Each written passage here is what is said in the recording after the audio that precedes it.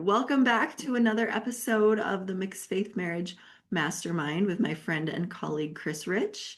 And I'm Suzette Halterman. And with October General Conference coming up, we wanted to dive into a topic that can feel especially tricky in a mixed faith marriage, which is how to navigate LDS General Conference if you are in a mixed faith marriage and family. So for some couples, conference is very much a cherished tradition and it's filled with family rituals and food and inspiring talks and lots of feel-good moments. But for many mixed faith couples, it can also bring up a lot of grief and anxiety and conflict even. It might highlight the differences in belief. It might create a lot of disconnection. And not just during conference, but in the days leading up to it and even in the weeks after when the talks from conference are repeated and discussed at church. So that's why we wanted to share some of our own experiences and offer ideas that might be useful as you and your spouse figure out how to approach General Conference for your mixed faith relationship. So if you're new to these episodes, Chris and I come from different places when it comes to faith and church activity, which is part of what makes these conversations fun and we think valuable because we have different perspectives. Chris is an active believing member, and while I am no longer a believer, but I do tend to church sometimes with my family. So we hope this discussion gives you both practical tools and encouragement for your own mixed faith journey, whatever that looks like for you. And so to start, let's dive into our own experiences with General Conference in our mixed faith marriages. Where do you want to start with that, Chris? Just sharing your experiences. Oh, there's so much to share. I think starting off, just General Conference has always been something that I've just loved. It was special growing up. It was special, like how you were saying, the traditions and all the different things about that. And it was definitely something that I have always looked forward to. And it's a time where I just feel like I can have my spiritual batteries recharged. So it's something that's just, something that I just really enjoy.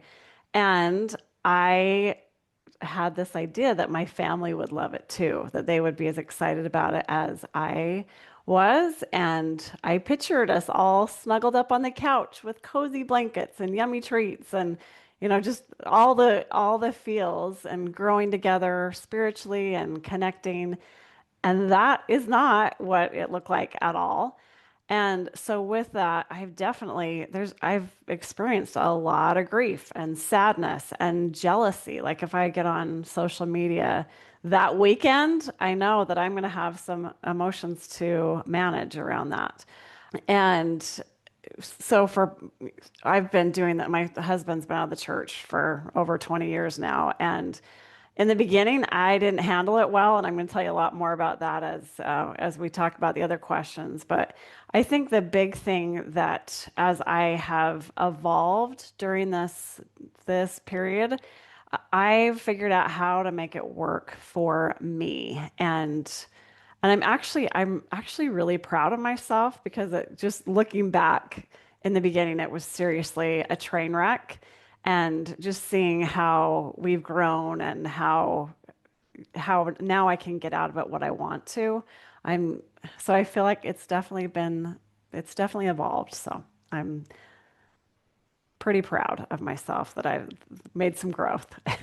Well, that's what I love about these with you, Chris, is because you're willing to share the train wreck parts. You're like, it was a train wreck, and I've grown, and I love that. So I think for me, my story with General Conference is, yeah, I mean, I used to watch it growing up and things like that. And then when I got married, my husband's in the medical field, and with residency, weekends were never set that he was home. He was always working weekends for as long as I can remember. And then out of residency, the same thing. So he works in the emergency room, so he works a lot of weekends. And so for as long as I can remember, my husband was not even around on General Conference weekends. And then we had kids, and I think I probably tried when the kids were young to, make conference special. I think I tried to do all the things and make it fun, and I think it probably just exhausted me. And I don't know that I put a lot of effort into it after that because I realized like this is really not working well. Like I'm just tired and my kids could care less. So I think maybe we would have it on. And then it kind of evolved to because I always had callings that were that required a lot, like every Sunday, like whether it was teaching primary or in primary presidencies. Like I always had callings that required doing something every week. And so then conference kind of became like a break. And conference always falls on the most beautiful weekends, like the first weekend of October, gorgeous weather every time. And I am an outdoor person. So then it became like, we don't have to do church responsibilities. We can finally go out and hike. And so conference weekend kind of just became like an outdoor day. And then, and my husband was working half the time anyway. So and then as the kids got older, like there was always a soccer tournament the first Sunday or the first weekend of October. And then there's always a ski race the first weekend in, or, the conference weekend in April every time. And so I would say in our family, conference just didn't solidify as a family ritual. But for a lot of people, it does. And then when somebody shifts their faith, it's problematic for us. It wasn't a family ritual. Just the way that our lives had evolved, our rituals kind of evolved around other things. So it wasn't a huge problem for us, but I know it is for a lot of people. And so we'll talk about that. Just for me personally, it wasn't a huge shift when my faith changed to deal with conference. So, all right, so let's talk about the parenting aspect, which is really hard. So, how do you navigate general conference with your kids if one parent really wants them to watch conference and the other does not, which is something I see couples that I work with. But what are your thoughts on that, Chris? So the other day, I was sitting here in my office, and my 15-year-old son was in the shower, and his music was so loud. And I was, when they're in the bathroom and it's like with the door closed, it turns into an echo chamber. It's just this loud, loud. And I was so irritated. And then I had the thought, I'm like, I wonder if that's how my husband and kids felt when years ago when I had conference on. Because it's like, I don't want to hear your music, buddy. If you want to listen to it, great. I don't want to listen to it. And it was kind of one of those moments where I was like, that was me. When I think as parents, we feel like it's our job to educate our kids, and I think general conference is one of those areas where, like for me, I wanted to get my kids to participate. I wanted them to feel inspired. I wanted them to listen to the prophet and to grow, and so I was just the opposite of what you were saying a minute ago. I would try to create the perfect experience so my kids would want to be there and have this amazing experience. So I did all the things. We played all the games where, you have I'd get a muffin tin and I'd fill it with different snacks. And if they heard charity, they got a goldfish. And if they heard Jesus, they got a Swedish fish, or, like all the different games that you play. And we did bingo. I set up a tent like King Benjamin in the Book of Mormon. We did pedicures. We did Lego. I tried to make it this amazing experience so they could feel the spirit, so they could grow and learn. And I felt like, like I thought I just wanted them to be there. And I realized that I wasn't present. I wasn't being spiritually fed. I was managing and trying to orchestrate this amazing experience for them. And I was so focused on controlling their experience that I missed out on my own experience. Uh, and I was actually talking to my daughter this morning. She's 23, and I said, "Hey, we're doing this podcast today. Do you have any thoughts on General Conference?" And she has no interest in religion. And she said, "Mom, the free agency is the cornerstone of your faith, and that's like one of the big things that's so important." And she said, when we were watching General Conference, I didn't feel like I had that. And so, and it was funny because a lot of things that I would say to her as a parent, she pulled out today that were very appropriate. So, she was like free agency and just that idea of letting, and obviously this is different depending on the age of your children, but to let your kids choose, let them practice and to use their gift of agency. And then she pulled out one of my favorite quotes that I use all the time. A man convinced against his will is of the same opinion still. And I was like, well played. It was, yeah. So I think that's how I showed up earlier. And now my kids are older and I do it on my own. I listen, I do it just me. They know that they can join me if they want to, but they don't. But I think if I could go back and do it differently with younger kids, I think it's important to ask the question, what am I trying to get out of this? What is my why? What is important about General Conference? And I know for me, I want to feel the spirit. I want to grow. I want to improve myself. I want to feel peace. And and having that also having connection with my kids and that time together as a family. So going back, I think I would just look at, am I able, knowing what my goal is and what I'm shooting for, are the actions and my behavior helping me to achieve that? Because looking back at the way I did it, no, I was busy, busy, busy, trying to make sure that they were feeling all the feels, and they weren't, and neither was I. It exhausts me just listening to all the things you did. I was like, I think I tried a lot of those things, but I didn't stick with it. So bless you, Chris. That's Oh, a yeah, there was some craziness. Yeah. I love that. And thank you for I love hearing like your story and the things you tried and how you changed and shifted. So I think my thoughts on the parenting aspect is you might have to adapt your family traditions, right? If they no longer work for one family member. And so if one parent isn't interested in the kids watching, you might have to compromise. I talk so much about compromise with the couples. Like maybe you don't have the whole conference playing, but maybe you can agree on like one talk. It doesn't even have to be from the current general conference. Like it can be a past one that's just maybe it's just about loving others. Maybe it's about serving your neighbor. Like find a topic that does resonate with values that you both have and share that one with your kids. Like say we're not going to do the whole conference weekend because we have different views about conference, but we can both get behind this one talk and we can watch that, right? And maybe you so there's a lot of ways you can compromise and get creative. And I think people get stuck because they just get set on like, no, we have to do it this way. Like we have to either watch all of conference or the non-believers like we can't watch any conference. I don't want it. But there's so much in between with kids, right? Like or maybe don't even watch it at all, but maybe I remember when we were growing up, we would do like a family home evening where we would just each pick an article or something. It didn't even have to be from like a church magazine, but and we would share like a little something that was meaningful to us. And so you know if you have older kids, maybe you don't watch conference, but maybe you just like pick a something. It can be a past conference talk. It can be something else. Maybe they want to share a poem that resonates, but just share something and we'll have a little family meeting where everybody shares something that's meaningful. And maybe you share, you know, if you like conference, and maybe you share something from conference, a past conference that's meaningful, right? Like adapt your traditions to meet the needs of your family. And we're going to talk more about that. But when it comes to kids, it doesn't have to be all or nothing.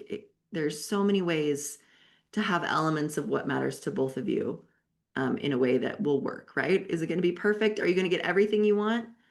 You know, maybe your kids aren't going to watch all of conference, but maybe they'll get to sit and watch one talk that you both agree is like fine. And again, it can be from old conferences, right? We don't have to just because it's being streamed live does not mean you have to use what's being streamed live for your kids. Like do something different, be creative. So that's my thoughts on that. I love that. And I think we talked about this several masterminds back, but talking about being rigid, I was very rigid. It was like, okay, I'm going to watch every session live. I felt like that's what I was supposed to do. And recognizing like, actually, now that you can go back and you can read it. You can watch it whenever you want to. It doesn't have to all be right then. And I think that's a when I was saying that I'm proud of myself or I feel like I've grown, I still end up watching all of conference, but I don't, like if my husband comes in and said, well, going back to the idea that it's a beautiful weekend, if he comes in and says, hey, do you want to go for a walk right now? Before I would have been like, nope, I can't. I got to watch conference.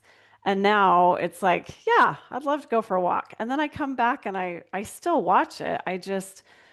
I try to connect with the people that are there in front of me when they're ready to connect, and then I go in and I'll listen to it or I'll watch it or so finding that way to compromise. Yeah, and I think with the technology that we have, there's so many different ways. Like you can get on like, Facebook or and ask people what have been the best talks so far that would be pretty neutral for a mixed faith family, right?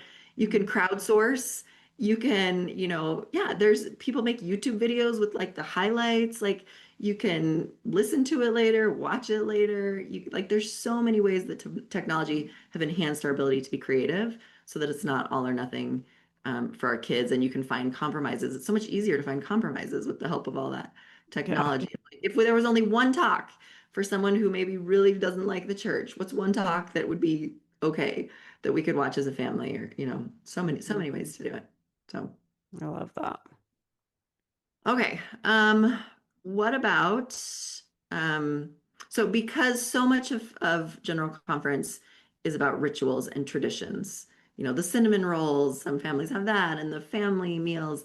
How can couples shift or reimagine family rituals and traditions around General Conference so that they work for everyone? And we've kind of hit on some of this, like be creative and adapt. But any other thoughts you want to add about that? I think it just goes back to what is your why? If the reason you love General Conference is so you can connect and make memories and have those things, are there, like with my family, I am the cinnamon roll queen. My cinnamon rolls are really good. And when everyone didn't want to watch conference anymore, I was just like, you know what, this is something I still want to do. They don't want to watch it, but I still make cinnamon rolls. And I would have all the neighbors come over, and we live in Massachusetts. My neighbors, they could care less about conference. But so we still had the tradition, and we still hung on to the cinnamon rolls, but my family didn't watch conference. So I think it's like finding what are the ways that we can connect and focusing on that. Yeah, I love that. Yeah, you don't have to keep all of the traditions, right? If people change and circumstances change, you can keep some of it. Keep the cinnamon roll tradition, but you can alter the rest. I've been working on it. I created a course about family rituals. Spoiler alert, Chris and I are creating courses, but um, that's for future. But one of the courses I've been working on is just about creating family rituals. And the research shows that what makes a ritual powerful is that it has meaning for everyone. So if somebody doesn't find that ritual meaningful, like sitting down and watching conference, it's not going to have the cohesive power for the family that it would if it was meaningful for everyone. So you might have to shift and keep the parts that are meaningful for everyone. Like if everyone has good memories of eating cinnamon rolls, great, keep that and then let everyone go their own way. And people who want to watch conference can watch it, and people who don't. If you have family rituals around food or gathering with extended family or whatever, like keep the parts that are meaningful and adapt the rest or let go of some of the other parts. Um, I was reminded of this recently because our family mountain bikes, and we were at this mountain biking park in New Mexico, and we ran into a friend of ours, and this friend, they used to be a mountain biking family, like their kids were super into it, and then they had one kid that just decided, like, actually, I don't even like mountain biking. He sold his bike and he got really into golf. Okay, so now they can't be a mountain biking family anymore because this kid just has no interest, even though he used to be really great at it, and that's what they did. So they still went to this in New Mexico. They still went to this place, but the mom went mountain biking and the boy went golfing with his friend. But then they could still come back together and do all their other traditions they had when they would go to New Mexico to this bike park. And I thought that's such a good example. Like, why can't we just adapt like that in our mixed faith marriages? Like, oh, okay, you don't want to do that anymore. Okay, we'll keep the parts we like and we'll shift and we'll do our own thing. And they just adapted to that so easy, just like, okay, no big deal. We'll adapt our family traditions. We're not a mountain biking family anymore. That's fine. Find other ways. So I just thought that was interesting, and we could do a lot more of that with conference. Okay, we're not a general conference watching family anymore, but what traditions can we keep, and how can we adapt and alter? Wow. And I think with all that, definitely there are probably going to be some emotions that come up, some sadness, some grief, and for me, it wasn't just like, oh, okay, I'll just keep doing Yeah. cinnamon rolls. It was working on, lots of tears and grief and working through all that stuff. And then once I recognized like, okay, these are the facts. What do I want to do now? Where do I want to go from here? So I think that can be helpful. Yes, absolutely. And you're right. I don't want to minimize the grief and the pain of any transitions are hard Yeah. and they come with a lot of feelings. Absolutely. Yeah. And what about when these, especially if these traditions involve extended family, that complicates it even more. So maybe like everyone in your extended family, maybe that's part of the tradition and the ritual is everybody comes together and watches conference and it's a big thing. Or you go to grandma's house for dinner or grandparents come over or you're with cousins. Any thoughts? What are your thoughts about navigating that? Because that's just an extra layer of complication, I think. Yeah, we've lived away from family for so long, but I think it goes back to agency and obviously this depends on how old your family, your kids are and your spouse is an adult, but I think inviting, hey, this is something I think in most situations I'll say this is what I'm going to go do. If anyone wants to join me, they're totally welcome to join me. There are a lot of times I'll go do something on my own, but I think letting people choose if they want to be there or not. Um, and I think too, just uh, communication, boundaries, those are important with extended family as well. Yes, and if you, we do have an episode where we talk about extended family and mixed faith marriages, you can find that where we do talk about some of these things like boundaries. But yeah, I every time around General Conference, I'll see often like social media posts of, the families and with cousins and everybody getting together, and my heart hurts because I'm like, oh, that's so hard for anyone who maybe doesn't love watching conference to extricate themselves from that when it's those those extended family expectations. And so yeah, I think it does, boundaries are really important, and you might have to just also developing the inner kind of sense of self that it's okay if you disappoint people, right? Letting them be disappointed that you're not going to come, or having the building up that courage to tell family, no, we're going to do our own thing for conference this weekend. We're not going to, and letting them be upset with that or frustrated with that, because you got to do what's best for your family, right? You take care of your family first. That's the priority, and doing what you need to do as a family for making, maybe you make your own kind of rituals and traditions that work best for your mixed faith family, and other people might be disappointed, but that's part of boundaries and disentangling kind of these very enmeshed family systems where it's like, no, but we all have to do this together.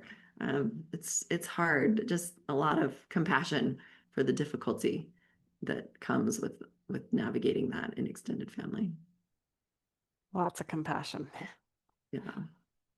All right. So sometimes conference talks can feel painful for either spouse, believer or non-believer. Like oftentimes conference talks really kind of strike a nerve in some way or another.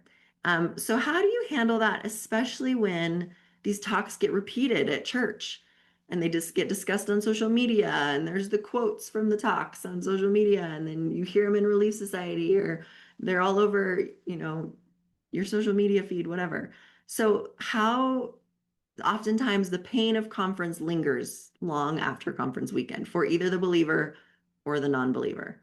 So what are your thoughts on managing that? All the feels that linger for all these different reasons. Well, I think always starting with regulating yourself, making sure that you have what you need, that you're taking care of your self-care, making sure that you are, I think having compassion, I think is a huge part of this. If breaking this up kind of in two different buckets, if I was talking to someone that was struggling about this, also my husband and my kids, they don't watch any of it. So this isn't something that comes up for me. I'm just thinking with the clients that I've talked to and the other times that things have come up in my family. Um, I think it is so important when we're having a conversation with someone. I like to ask myself the question, am I listening to understand them or am I listening to convince them? So if someone comes to me and says, "Hey, that talk really was hard for me. I don't agree with that," or I think it's so important that we just, instead of trying to convince them or change their opinion, just listen, validate, like, "Oh, I bet that was hard. What about, tell me more about that. How did that feel? Why was this hard for you?" And I think another important part of that is remembering this isn't about me. When someone hears if a non-believer is upset about something and they come and tell you that, it's easy to take it personally and they're attacking me. And I mean, maybe they are, but I think in a lot of situations they're not. They're just saying this didn't sit well with me. And if I can remind myself that it's not about me, then it helps me to be in a space where I can listen and try to understand what's going on for them. For uh, so now switching gears, because there are times where it's like, ooh, that was hard to hear. That was something that didn't really resonate with me. I I really try to go in with looking for and focusing on the things that do resonate and finding those little, I think of it as like looking for nuggets of gold. What did really speak peace to my soul? What was calming and comforting? And focusing on those things. And the times where there are things that it's like, oh wow, that that was uncomfortable, or I don't know how I feel about that. Just to give myself space and to get curious. What was it about that? Why was it that didn't feel comfortable for me? Why doesn't that sit well? And I think it's easy to judge ourselves like, "Ooh, I shouldn't be thinking that. I should totally agree with this." Instead of judging yourself, just get curious. What was it about that was uncomfortable? Um, I think those are some of the and when we do have those times where it was like, oh, I don't know how I feel about that. I think that can be really scary. And I love the word and. And is one of my very favorite words. And I try to remind myself, I know that God loves me, and that talk didn't resonate with me. It doesn't mean that I have to get rid of everything. It's just like, I'm going to hang on to the things that are true for me, that resonate, that bring me peace and comfort. And those other things, I love that word and. It doesn't mean that I have to get rid of anything. Or another example, I feel peace when I follow Christ, and there are some things that I don't know the answer to yet. So just making space for whatever is coming up for you with the word and is a powerful word. Yeah, I love that. Um, the things that came to my mind, what came to my mind was this quote by this man. He's kind of an expert on human behavior, Dr. John DeMartini, and he says, any area of your life that you don't empower, someone else will overpower. And I think of that quote all the time because if you are not taking the actions to be like to empower your own life. So let's say there was a talk that reminded you that you don't have a priesthood holder in your home anymore because your husband left the church or whatever. And that is painful. Well, if you know that your Relief Society is going to be reading that talk in Sunday, you empower your own life by saying, I'm not going to attend that. I'm gonna sit in my car and read my scriptures. I'm gonna do something else. I'm going to ask if anybody needs a sub in primary that day, whatever. So that's empowering your own life. Like I know that's coming, and that talk just reminds me, just brings up all the feelings. So I'm going to empower my life and make sure that I'm doing what I need to take care of me so that these other things don't overpower me. And I think we can do that in so many ways. So I know my Relief Society sends out a schedule. Here's the talks that we're going to be addressing on these weeks. And if your doesn't do that, maybe ask if they'd be willing to do that, right? Empower your own life. Find out what's coming so you can prepare for it. Whether you like say, no, thank you, I'm not going to go that time. And for the like, I know sometimes conference talks will make me really angry. So if I don't empower my own life, then all the stuff on social media will overpower me. So I have to turn off. I like to know what's going on just because I work in this space and I work with mixed faith couples. So I like to know kind of what the conference talks were about, but I do have to empower that part of my life and turn it off and not tune in because sometimes I will get really angry about things or like frustrated with the church or frustrated that they're saying this thing that's going to be hard for mixed faith couples. So I have to empower that part of my life and take breaks and not tune in until like the next day or two. And I can be really selective and be like, no, don't want to read that talk. I'm not gonna and just empower your own life by being wise, don't just recklessly be on social media, or don't be proactive in knowing what the talks are, which ones are going to be kind of hard for you and which ones aren't. And that's, again, you don't have to watch it live. That's another way you can empower your life. Like, you don't want surprises in a mixed faith marriage for conference. Like, wait until the day after and then find out, okay, here's the talks that I think I want to watch. Here's some that might be hard for me in a mixed faith marriage to listen to, that are just going to be painful. I think I'm just not going to watch those. So be proactive, empower your own life so that it doesn't get overpowered by all these other things. Another thing I was thinking of as you were sharing that, in there have been times in Relief Society where we're talking about something, and I will be vulnerable and say, that was really hard for me. Because I'm in a mixed faith family, or because of this that's going on, that was hard for me. And I think it depends on your personality, but I think it can actually lead to some good dialogue and discussion, and recognize that there's such a range of beliefs. And I think I often have people come up and say, thank you, I struggled with that too, or this is how I got through that. I think it allows us um, to be vulnerable and to connect with other people too, and we can say, this was hard and this is how I'm figuring out what to do with it. Mhm. Yeah, I love that. So true. All right, let's talk about grief, because that's so important. Speaking of, how talks can in general conference can really bring up a lot of feelings for either the believer or the non-believer. Grief or anger are often, or sadness, longing, all of these things can come up. So, these feelings and grief can get stirred up in either spouse for different reasons. So how do you deal with grief? I know grief is a topic that you like to talk about. So what are your top thoughts about handling the grief that comes up around General Conference? Yeah, I think one of the biggest things is just recognizing this hurts. This is hard. I am grieving. I think just identifying and labeling, this is what I'm feeling. I didn't know that I was going to be sitting here watching General Conference all by myself. And instead of just like, oh, this is great, I love this, I let myself feel what comes up for me. And going back, we've said this a couple times, but having compassion. And I think of, like, if I was watching a friend that was struggling in my situation, how would I support her? What would I do to be there for her?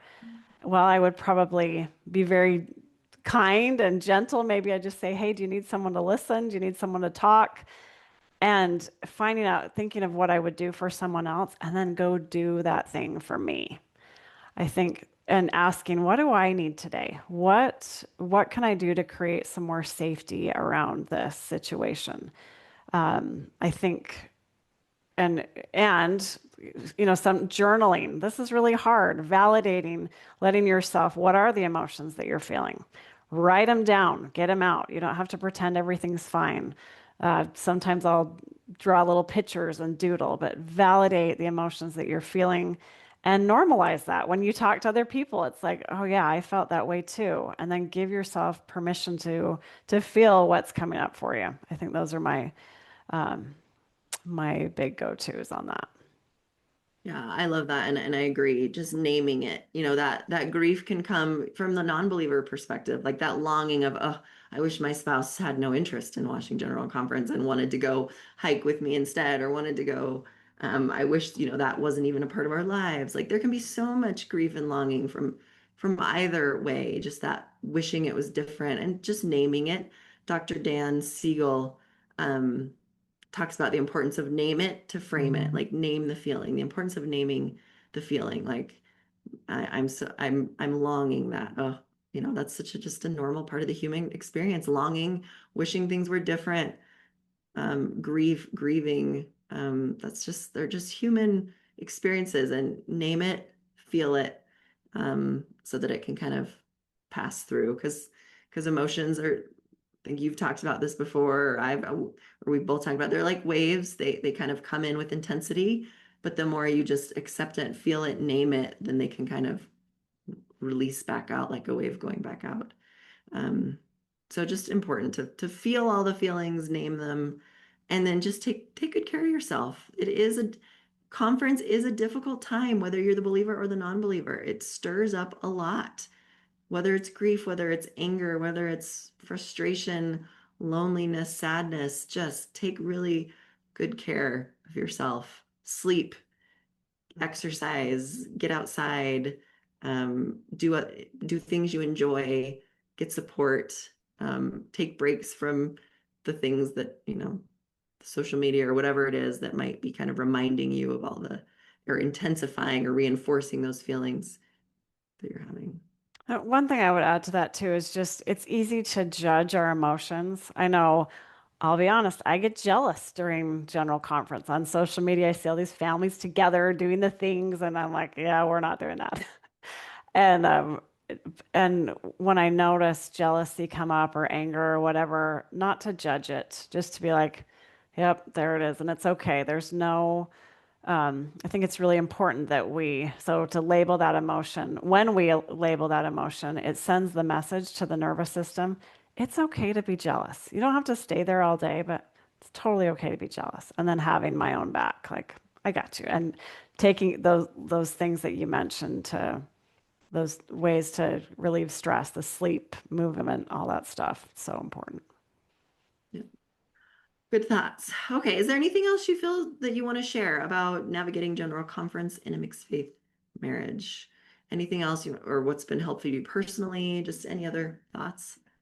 I just think and I've talked about this already, but instead of trying to curate the perfect experience for others, curate the perfect experience for yourself.